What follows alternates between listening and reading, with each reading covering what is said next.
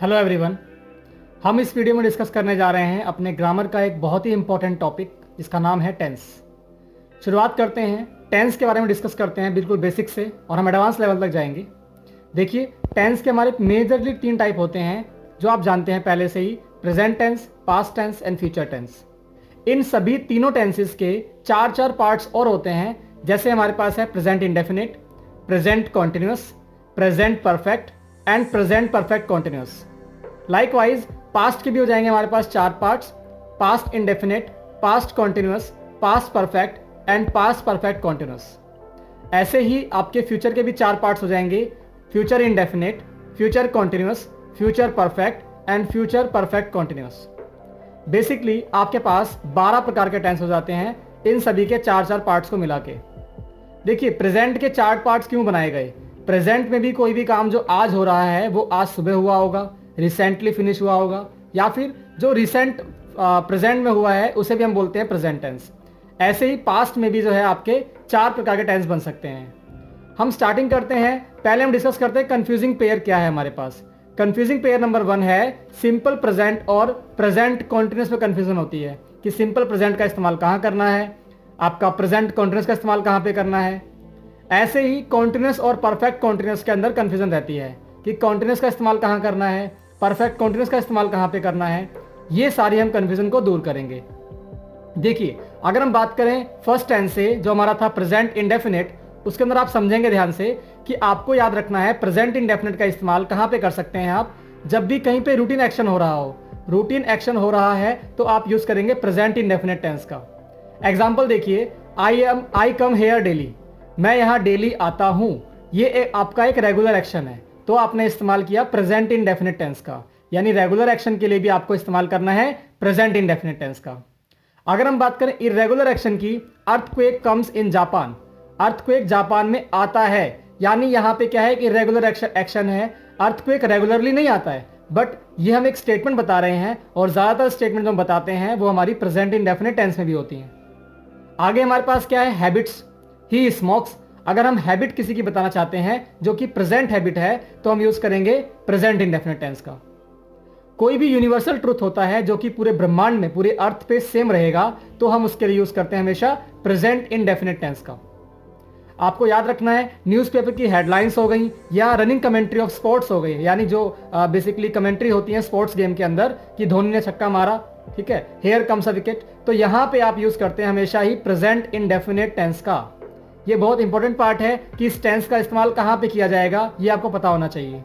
इस टेंस का यूज करते कैसे हैं, क्या रूल्स होते हैं इसके पीछे, इसके लिए मैं पहले ही वीडियो डाल चुका हूं चैनल के ऊपर। आप चाहें तो प्लेलिस्ट सर्च कर सकते हैं, आपको वहां पे ये वीडियो मिल जाएगी चैनल के इस टेंस के सारे रूल्स की। अभी हम डिस्कस कर रहे हैं कि इसका यूज कहां कहां पे करना होता है, क्योंकि ये हमारा सेकेंड पार्ट हो जाएगा किसका, टेंसेस का।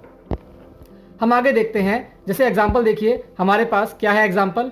यहां पे अगर आपको इस्तेमाल करना है किस चीज का, PM science a deal, Virat strikes the ball end of it goes across the boundary lines.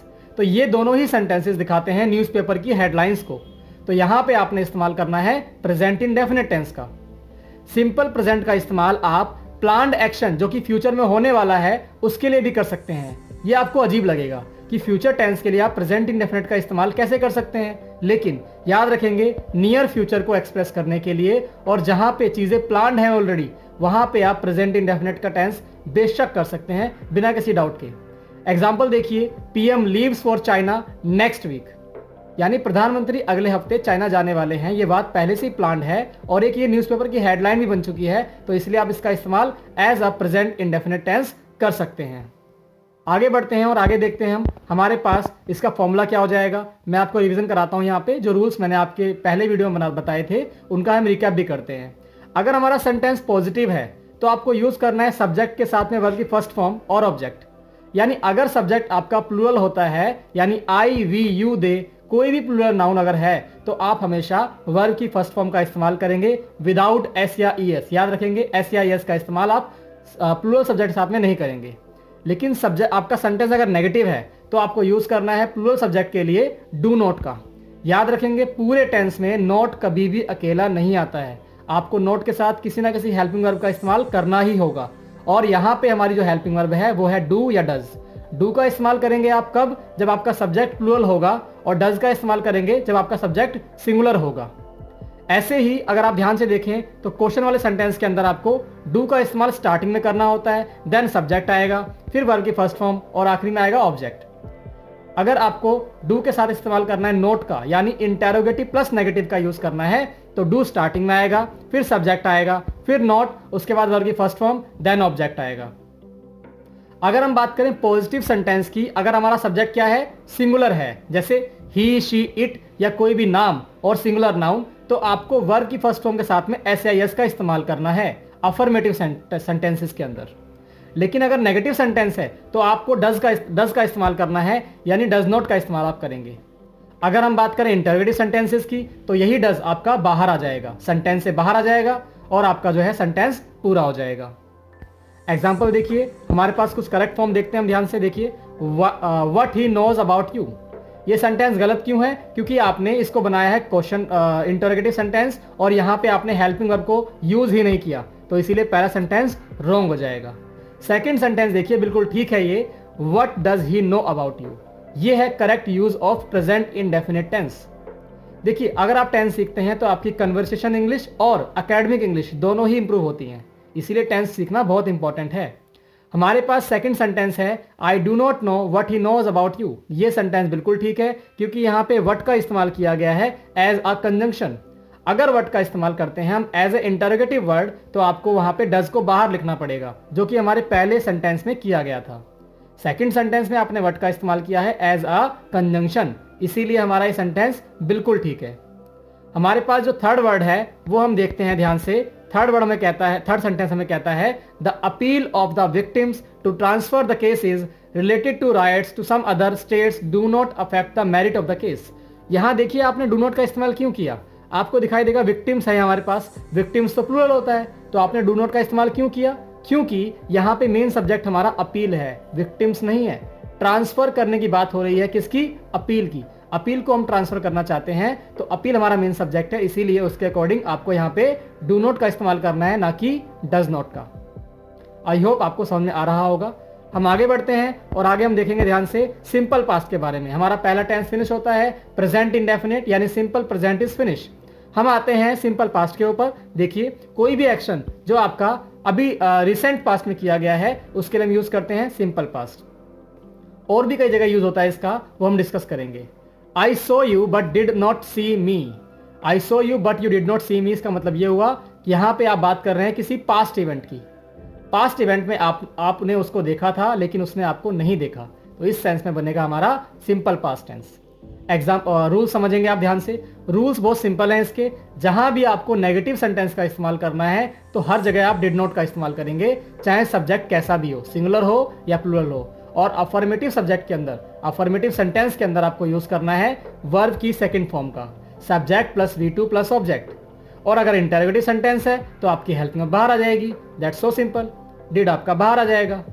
इस तरीके से आप जो है इस टेंस को पूरा करेंगे। हम आगे बढ़ेंगे। आगे हमारे पास क्या है, देखिए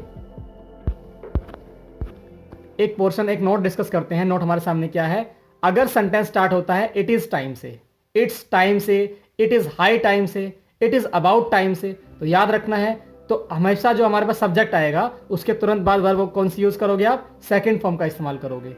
एग्जाम्पल से समझते हैं, रूल को एग्जाम्पल से समझना इजी हो जाएगा आपके लिए। देखिए, it is time you to study, ये सेंटेंस गलत क्यों है? क्योंकि आपको मैंने बताया इट इज टाइम अगर आता है सेंटेंस की शुरुआत में, उसके बाद सब्जेक्ट भी आ रहा है, तो आपको हमेशा उसके बाद सेकंड फॉर्म का इस्तेमाल करना है, कुछ और यूज नहीं कर सकते आप।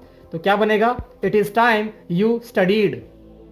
याद रहेगा आपको, it is time you studied.